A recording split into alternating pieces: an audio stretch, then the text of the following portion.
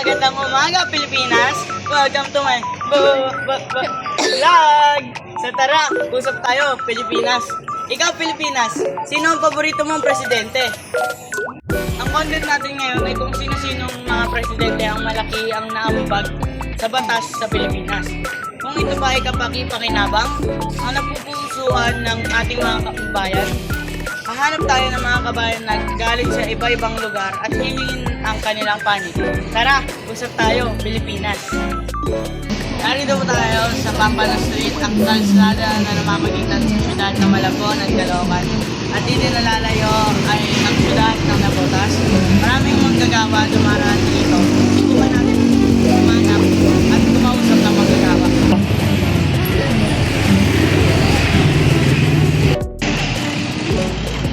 Magandang araw po. Uy, si Tyler, yung sikat na vlogger na tara usap tayo sa Pilipinas. Ay, salamat po. Paano po ba kayo may interview? Oo naman. Pwede ko po ba malaman kung ano po trabaho ko? Ako po, si Kapag ka na Ken. Ako po ay mananalis ng mga damit. Sino po ang paborito niyong presidente ng Pilipinas at bakit? Opo, si Presidente Magsaysay po, ang malaki po nito niya sa pamilya namin noong panahon kasabi panang Pagpalap. Ang aming magulang dahil sa kalooban niya kalayaan sa mga tulisan, nagkaroon po ng bagong bahay ang mga magulang ko. Yun po ang EDCOR o Ekonomiya Development Corporation. Wow, ang galing. Malaking bagay ang mga ganyan. Paano kala umbata sa bansa natin? Ikaw naman po, sino paborito mong presidente at bakit? Si Magsaysay. Oh, si Magsaysay din. Bakit naman?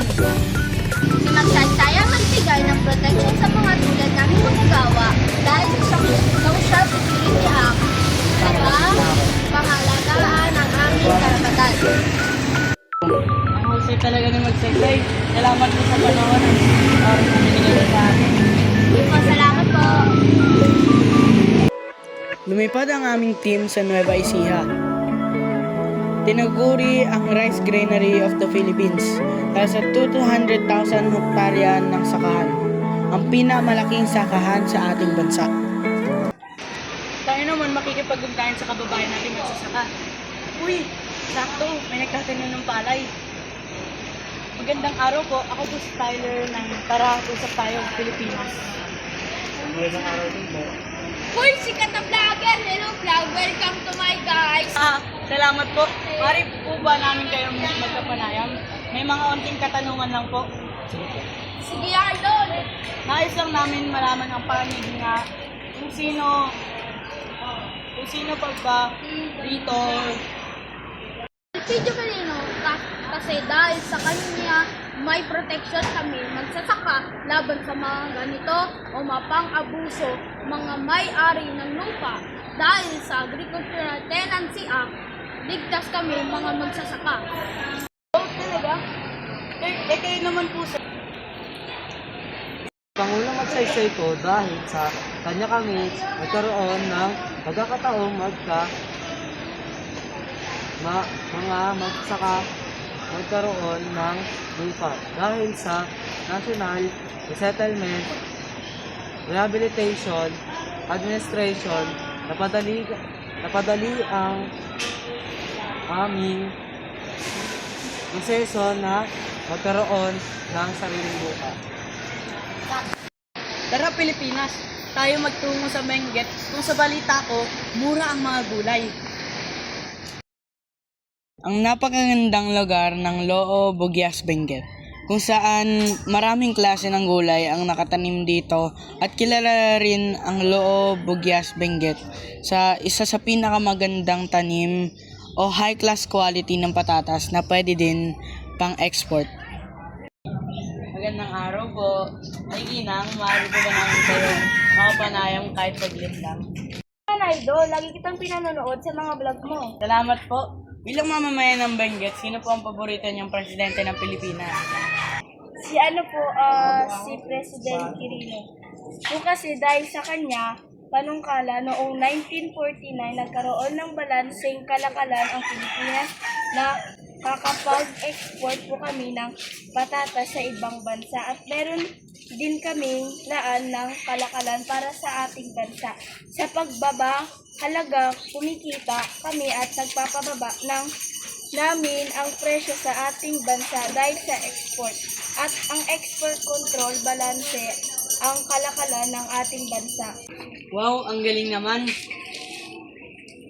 Teka, si Sir naman ang tatanungin ko. Uy, si Tyler! Nang Tara Usap Tayo Pilipinas, yung sikat na vlogger. Ay, salamat po. Sir, tanong ko lang po kung sino ang paborito niyong presidente ng Pilipinas at bakit po? Siyempre, magsaysay dahil sa kanya, Farmers Cooperative Marketing Association. Maaari kami makahiram ng pondo pang kagamitan sa gobyerno sa pamamagitan ng ACCFA. Pwede magpagawa ang mga patubigan o kasal Agricultural Credit and Cooperative Financing Administration ni Presidente Elpidio Quirino. Ang galing naman. Mapapadali talaga ang buhay ng mga magsasaka kung may mga ganyan. Salamat po sa kaalaman na ito na pwede natin ipaalam sa iba. May ganito programa. Tayo naman magtungo sa Bogo, Cebu kung saan nasalanta na malakas na lindol. Kalunos-lunos ang sinapit ng lugar na ito. Tara, usap tayo Pilipinas. Maghanap tayo na maaari natin makapanayam. Maayong adlaw, kabayan. Maaari po ba namin kayo ma-interview kahit sa Maria pa? Opo, sir. Kumusta po kayo pagkatapos ng lindol? Pilit na buwawangan pagkatapos ng unos. Laban lang po at may awa ang Diyos. Salamat po. Maaari po ba kayo ma-interview? Sige po, sir.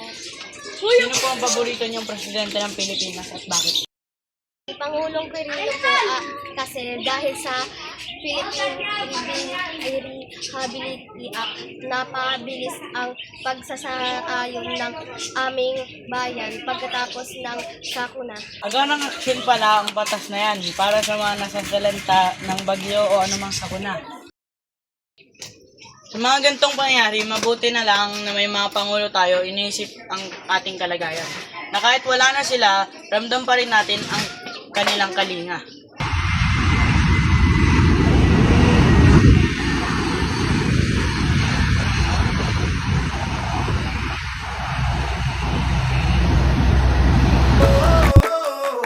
Tayo naman ngayon ay nasa NAIA kung saan hahanap tayo ng OFW na hihingin ang kanilang panig.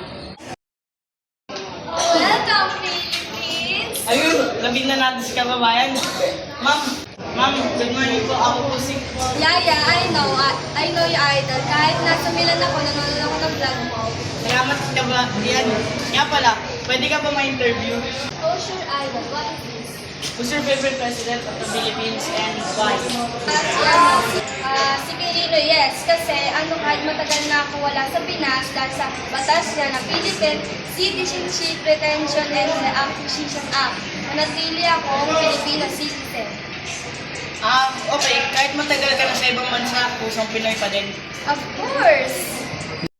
Kahit matagal nang namayapa ang ating mahal na Pangulong Quirino at Magsaysay, nanatili ang kanilang batas na laan para sa atin. Ano? Quirino? Ako si Magsaysay ang mahusay noon. Lahat ng tao, mayaman man o mahirap, nakakapasok sa Malacanang. PACSA, President Action Committee on Social Administration. Ginawa niya yan para tulungan ng mga kapuspalan at batas para may sa mga hirap. Wala yan kay Magsaysay. Nung harap-harapan mo nakakausap ang President, meron siyang PCAC kung saan mismo si President Magsaysay ang makikinig at magbibigay solusyon sa problema ng bayan. Ngayon, narinig na natin ang boses ng iba't ibang Pilipino at nalaman natin ang mga mabuti bunga ng batas nila. Parehas mahusay, parehas mahal ang bayan. Ako po si Tyler. Tara, usap tayo, Pilipinas.